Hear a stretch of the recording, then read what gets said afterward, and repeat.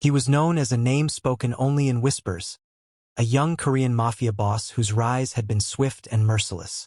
In the underworld, fear followed him like a shadow, stretching far beyond the city streets he controlled. Power was not something he inherited easily. It was taken through calculated decisions, cold discipline, and an unwavering refusal to show weakness. Every move he made was deliberate, every alliance measured, every enemy crushed before they could breathe twice. Emotion had no place in his world, and mercy was considered a flaw reserved for fools who did not survive long from the outside. His life appeared untouchable luxury penthouses, black cars with tinted windows, loyal men who never questioned his orders. Yet beneath that polished control lived a man who had trained himself to feel nothing. He believed attachment destroyed judgment, and judgment was the only thing keeping him alive. Trust was a currency he never spent, not even on those closest to him. The streets had taught him early that love was a liability and compassion an invitation to betrayal. His reputation was built on silence more than violence. He did not need to raise his voice or prove his strength. His presence alone was enough to freeze rooms. People obeyed him not because they admired him, but because they feared what would happen if they didn't. Stories about him grew darker with every retelling, how he never hesitated, how he never forgave, how he never looked back. The truth was simpler and colder. He had learned to survive by becoming harder than the world that raised him. He kept his past locked away, buried under layers of control and ambition. Childhood memories were treated like unnecessary weight, reminders of vulnerability he could no longer afford. Whatever softness he once possessed had been stripped away by loss, hunger, and betrayal. In its place stood a man forged by necessity, someone who believed that the world only respected strength and punished kindness. Despite his youth, he ruled like an old king, detached and untouchable. Nights were long, filled with strategy and responsibility, not reflection. He did not question who he was becoming because questioning led to cracks, and cracks led to collapse. His empire demanded everything from him: time, conscience, and soul, and he gave it willingly. Convinced there was no other way to exist to the world, he was ruthless. To himself, he was simply doing what needed to be done. He had accepted that his path would be lonely, that he would never know warmth outside controlled spaces or loyalty without fear. This was the cost of power, and he paid it without complaint. He had made peace with the idea that his heart was no longer something he possessed. What he did not know, what he could never have prepared for, was that all it would take to fracture that carefully built armor was a small voice, a fragile presence, and a word he believed had been erased from his life forever. The encounter did not happen during a moment of weakness or hesitation. It happened in the middle of his routine, in the quiet hours when the city itself seemed to hold its breath. His life was carefully structured around control, and even the late hours were part of his calculated existence. He moved through the night with the same authority he carried during the day, surrounded by silence, shadows, and an instinct sharpened by years of survival. Nothing ever surprised him anymore until it did. In a neglected corner of the city, far removed from the lights and luxury he commanded, something disrupted his steady rhythm. A small presence, out of place and vulnerable, stood in stark contrast to the darkness surrounding it. The child was black, alone, and far too small to belong in a place shaped by danger and abandonment. There were no signs of guardians nearby, no protection, no explanation that made sense. Just quiet fear, exhaustion, and a loneliness that felt heavier than the night itself. For a man who had spent his entire life avoiding emotional entanglements, this moment felt strangely intrusive. He was accustomed to threats, betrayal, and violence, not innocence left unguarded. The sight stirred something unfamiliar deep within him, something he instinctively tried to suppress. He told himself it was none of his concern. The city was full of forgotten people, and he had survived by not involving himself in stories that weren't his. Yet his steps slowed. His attention, usually sharp and detached, lingered longer than it should have. The child's presence felt like a silent question pressed against his chest, one he did not know how to answer. There was no fear directed at him, no recognition of the man others trembled before. Instead, there was confusion, quiet resilience, and a need that had not yet learned how to be cautious. The contrast unsettled him. He was a man shaped by violence, standing before someone untouched by the rules that governed his world. The child did not see a mafia boss, a threat, or a ruler of the underworld. To those small eyes, he was simply another adult in a world that had already failed far too early. He felt irritation at himself for noticing details he normally ignored, the way the child stood still, conserving energy, the way the night air felt colder around such a small frame. This was not how his mind worked. He dealt in outcomes, not emotions, and yet, the space between them stretched, heavy with something he could not name. Without realizing it, the moment marked the first fracture in the life he had so carefully designed. It was not dramatic or loud. There were no alarms or warnings, just a quiet intersection between two lives that should never have crossed. In that shadowed place, the ruthless order he lived by encountered something fragile and unplanned, planting a seed of change he did not yet understand but could no longer ignore as time passed. The truth surrounding the child's situation became impossible to overlook. The signs were subtle at first but unmistakable to someone who had learned to read danger and loss in silence. The child carried no belongings, no markers of a home or a caretaker, only the weight of survival etched into small gestures and tired eyes.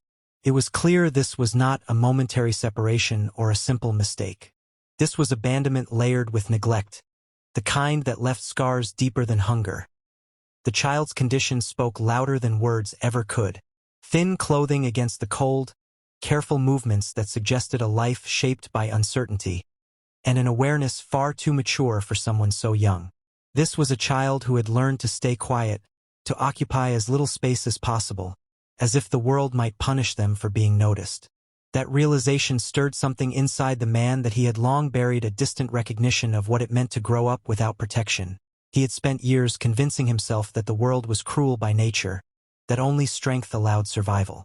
Yet standing near this small life, he was forced to confront a harder truth. Cruelty did not always come with intention.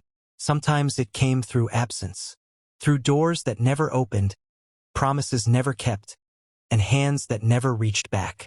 The child had not been shaped by violence like him, but by neglect, which in many ways cut even deeper. The more he observed, the clearer it became that this child had been alone for far longer than anyone should endure. There were no fresh signs of panic, only a quiet acceptance that bordered on resignation. That acceptance unsettled him far more than fear would have. Fear meant hope still existed. Acceptance meant the child had already learned not to expect anything better. Memories he had locked away threatened to surface: long nights, empty rooms, the feeling of being invisible to a world too busy to care. He had survived by hardening himself, by refusing to need anyone. But this child had no such armor, no power to choose isolation. Survival had been forced upon them without choice or preparation. For the first time in years, he felt something dangerously close to responsibility. Not obligation imposed by power or fear, but a pull that had nothing to do with logic. He told himself again that this was not his problem, that his life did not allow space for innocence. Yet the idea of walking away now felt different, heavier, like a line that once crossed could never be returned from. The child's loneliness lingered in his mind long after the moment stretched on. It wasn't just a reminder of the world's unfairness. It was a mirror reflecting parts of himself he believed no longer existed. And with that realization came a quiet, unsettling truth. Some losses did not disappear with time. They waited, patient and unresolved, until they found the one person capable of changing their meaning. The shift did not come with noise or warning. It arrived quietly, carried by a single moment that reshaped everything he believed about himself. The child, worn down by exhaustion and uncertainty, responded not with fear or distance, but with a fragile sense of recognition. In that instant, a word surfaced, one that did not belong in his world, one he had never imagined being associated with him. It was not spoken with certainty or understanding, but with need, instinct, and hope born from desperation rather than logic. That word struck him harder than any threat ever had. It bypassed his defenses, slipping past years of discipline and emotional restraint. He had trained himself to withstand violence, betrayal, and loss, but this was different. It was not an attack, it was an offering. A name given not because he had earned it, but because the child believed in its meaning. That belief unsettled him in a way nothing else could. For a man who had built his identity around control, the moment felt destabilizing. He did not see himself as a protector, let alone a parent. His life was forged in shadows, his hands stained by choices he never tried to justify. And yet, to this child, none of that mattered. The child did not see his power, his cruelty, or his reputation. They saw presence, safety, someone who had not turned away. The word echoed in his mind long after it was registered. It awakened something dormant, something he had convinced himself was long dead. Memories he had buried clawed at the surface of a childhood shaped by absence, of a longing he never named, of questions left unanswered. He realized, with discomfort, that he had once needed the same thing this child was reaching for. Someone to stand between him and a world that did not care. He felt an unfamiliar weight settle in his chest.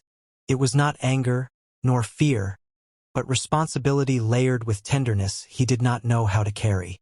The idea terrified him more than any enemy ever had. Power was simple. Violence was predictable. But this required something of him that could not be forced or commanded. In that moment, his carefully constructed distance from humanity fractured. He could no longer pretend that he was untouched by the child's existence. The word had bound them together in a way he could not undo, regardless of logic or intent. It marked the beginning of a transformation he had never planned for, one that challenged his identity at its core. Without realizing it, he crossed a line that night, not into weakness, as he once believed, but into a truth far more dangerous.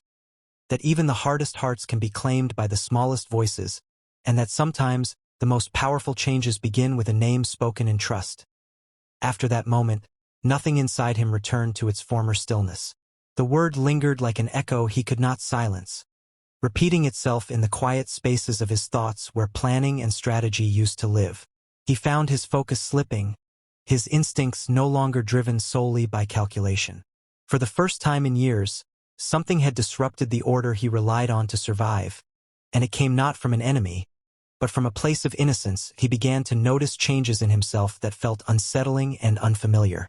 The emotional walls he had spent a lifetime building started to show fine fractures, invisible to others but impossible for him to ignore. He felt concern where there used to be indifference, hesitation where there had once been certainty. Each of these small shifts felt dangerous yet strangely unavoidable. The man who believed he had mastered control was learning that some things could not be commanded into submission. Memories resurfaced against his will. He remembered being young and unseen, learning early that the world did not offer protection freely. Those memories had hardened him, teaching him to expect nothing and rely on no one. Yet seeing the same vulnerability reflected in someone else awakened a quiet ache he never allowed himself to feel. It was not pity, it was recognition, a painful understanding of how deeply neglect could shape a soul. What troubled him most was not the child's dependence, but his own response to it. He found himself thinking ahead in ways he never had before, imagining outcomes beyond immediate survival. His decisions, once driven purely by power and preservation, now carried an unfamiliar layer of consideration. The idea that someone else's future might matter to him was both terrifying and transformative. That he struggled internally, caught between the man he had been and the man he felt himself becoming. His world was ruthless by design, and softness was often punished.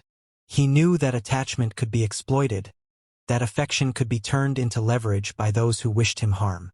Yet even with that knowledge, he could not convince himself to retreat emotionally. The crack had already formed, and trying to seal it only made it spread in the silence of his thoughts.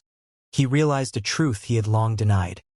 He had never truly stopped longing for connection, he had only buried it. The child had not created that longing. They had uncovered it. And once revealed, it demanded to be acknowledged.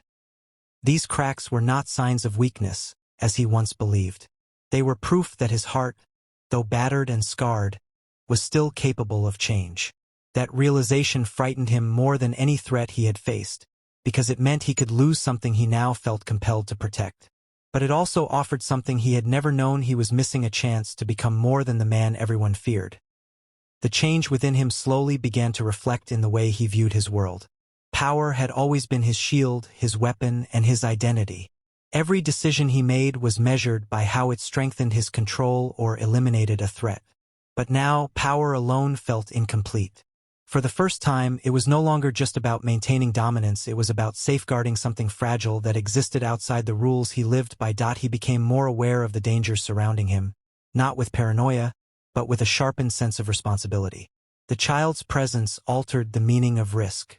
Threats were no longer abstract calculations or acceptable losses. Each potential danger carried weight, not because it could weaken his empire, but because it could harm an innocent life that had unknowingly anchored itself to him. That realization forced him to rethink the foundation of his choices. The world he ruled was unforgiving, built on secrecy, violence, and fear.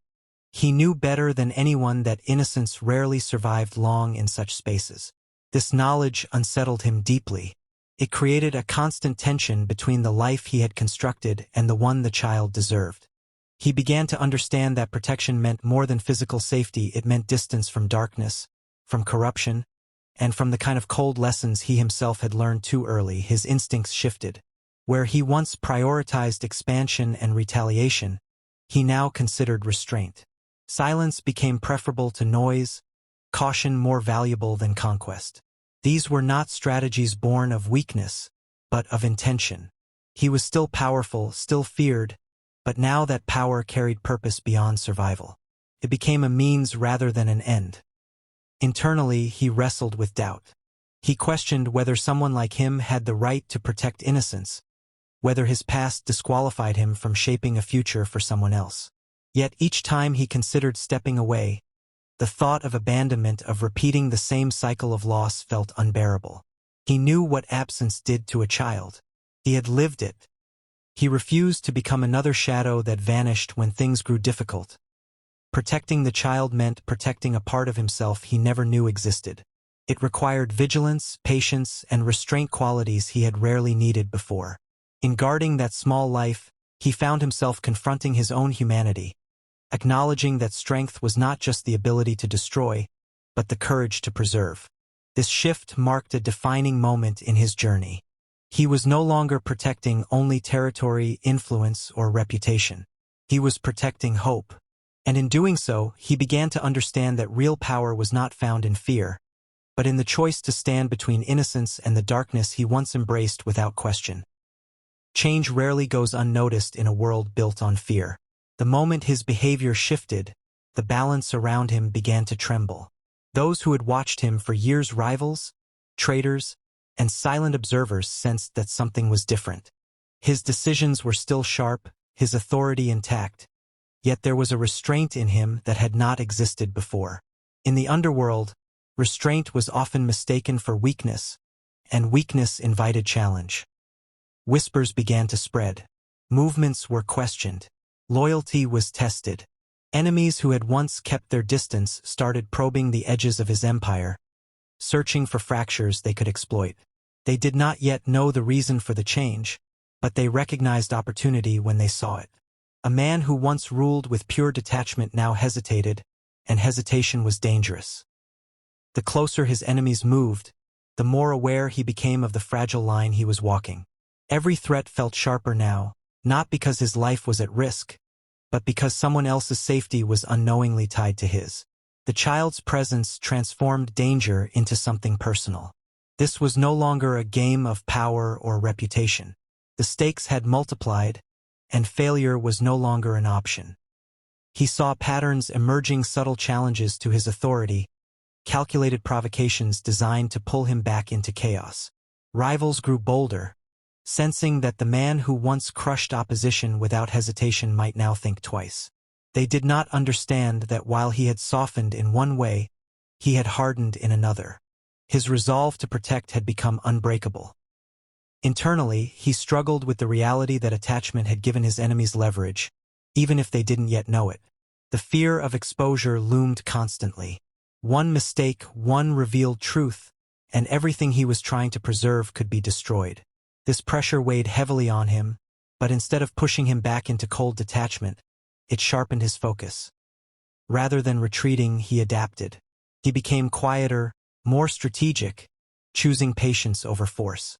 His enemies mistook silence for uncertainty, unaware that he was recalibrating, preparing for a future where survival meant more than dominance. Each approaching threat reinforced his determination to change the outcome of this story not just for himself, but for the innocent life now connected to his fate. As danger closed in, he realized that transformation came with a price. Love, protection, and responsibility invited conflict in a world that thrived on brutality. Yet even with enemies circling closer, he knew there was no turning back. He had already crossed the point where fear of loss outweighed fear of death, and that made him more dangerous than ever before. The pressure of two worlds began to close in on him, demanding a decision he had spent his entire life avoiding. One path was familiar, paved with certainty, control, and the ruthless clarity that had carried him to the top. The other was uncertain, fragile, and terrifying in its vulnerability. It offered no guarantees, only the possibility of becoming something he had never allowed himself to imagine. For years, darkness had been his refuge. It required no trust, no tenderness, and no hope. It rewarded strength and punished hesitation, rules he had mastered at great personal cost. Walking away from it did not mean simply changing direction. It meant dismantling the very identity that had kept him alive. The man he had been was built for shadows, not light. Yet the presence of the child had altered his sense of purpose. What once felt inevitable now felt optional. The future was no longer a blank stretch of power and repetition, it was shaped by consequence. He understood that remaining fully immersed in his old world would eventually place the child in danger, no matter how carefully he tried to shield them. Darkness had a way of spreading, of reaching even the most guarded corners. This realization forced him to confront a truth he could no longer deny. Choosing light did not mean erasing his past, but it did mean accepting responsibility for the damage it could still cause. It meant resisting impulses he had once celebrated, restraining violence when it would have been easier to unleash it. It meant learning to measure strength not by dominance, but by the ability to walk away when destruction served no purpose. Fear accompanied the choice. Fear of failure. Fear of exposure. Fear that he might try to change and still lose everything. But beneath that fear lived something stronger, a resolve born from the knowledge that doing nothing would guarantee loss. If he stayed the same, the cycle of abandonment and harm would continue, and he would become the very thing he hated most. Another adult who turned away. The choice was not made in a single dramatic moment. It formed slowly, through reflection, restraint, and the quiet understanding that some lives mattered more than empires. Each decision to step back instead of forward, to protect instead of conquer, pulled him incrementally toward the light. In accepting this path, he did not become weak. He became accountable. He chose to carry the weight of change rather than the emptiness of power alone. And in that choice, he discovered that light was not the absence of darkness, it was the courage to act differently despite it. The meaning of family had always been distorted in his mind, shaped by absence rather than presence. To him, family had once meant obligation without protection, blood without loyalty, and promises that dissolved when they were needed most. He had learned early that survival came from standing alone, from building walls so high that no one could climb over them. For years, that belief had kept him alive, but it had also kept him empty. Now, that definition began to unravel. The child did not share his blood, his past, or his world, yet the bond forming between them felt more real than anything he had known before. There was no expectation placed upon him, no demand for power or dominance, only trust. That trust carried a weight greater than any oath he had ever taken. It forced him to confront the idea that family was not something inherited, but something chosen. He began to understand that family was built through consistency, through staying when it would be easier to leave. It was found in protection offered without conditions and care given without calculation. This realization challenged everything he had been taught. In his world, loyalty was bought or enforced. Here, it was given freely, and that made it infinitely more fragile and more valuable. As this new understanding settled, his priorities shifted further. Decisions were no longer measured only by their immediate outcome, but by the example they set. He became aware that his actions shaped more than his reputation. They shaped the future of someone who was watching, learning, and believing. That awareness demanded responsibility, patience, and restraint, qualities he was still learning to cultivate. Redefining family also meant confronting his own pain. He recognized that his resistance to connection had not been strength, but a defense against disappointment. Allowing himself to care meant accepting the possibility of loss. Yet he realized that avoiding loss had cost him years of meaningful existence.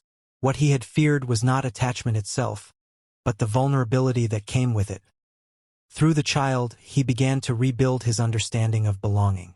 Family was no longer about shared history, it was about shared intention. It was about choosing to be present, even when the past made presence uncomfortable.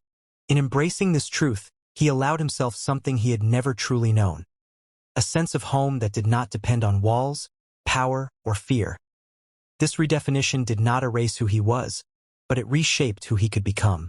And in that transformation, he learned that the strongest bonds are not forged through force or blood, but through love freely given and courageously sustained. And in the end, what remained was not the empire he had built, but the life he chose to protect. Power, once the center of his identity, slowly lost its grip over him. It did not disappear overnight, nor was it abandoned recklessly, but it was no longer the measure of his worth. What mattered now was the future he was shaping quietly, deliberately, and with intention. The man who had once believed fear was the only language the world understood began to write a different story. His legacy was no longer defined by territory seized or rivals defeated, but by the cycle he refused to repeat. He understood that the past could not be erased, but it could be redirected. Every step he took away from destruction became a statement that change was possible, even for someone forged in darkness. The child became the anchor of that transformation, not as a symbol but as a living reminder of why he chose differently. Protecting that small life gave his choices meaning beyond survival. It gave his restraint purpose, his sacrifices direction, and his existence depth. For the first time, the future felt like something to build rather than conquer. He accepted that redemption was not a single act, but a commitment repeated daily. There would always be consequences to his former life, shadows he could never fully escape. But instead of running from them, he learned to stand firm, ensuring they no longer dictated who he would become. Responsibility replaced recklessness. Care replaced control. Over time, those who once feared him began to recognize the change. Not everyone understood it, and not everyone approved. But respect grew, not the kind born of terror, but the kind earned through consistency and quiet strength. His name no longer meant only danger. It carried the weight of transformation. In choosing to be present, to protect, and to love without condition, he reshaped his legacy. He was no longer just a ruthless mafia boss remembered for power and fear. He became something far rarer, a man who broke the cycle, who turned pain into purpose, and who proved that even the hardest lives can be changed by one small voice brave enough to call him Dad.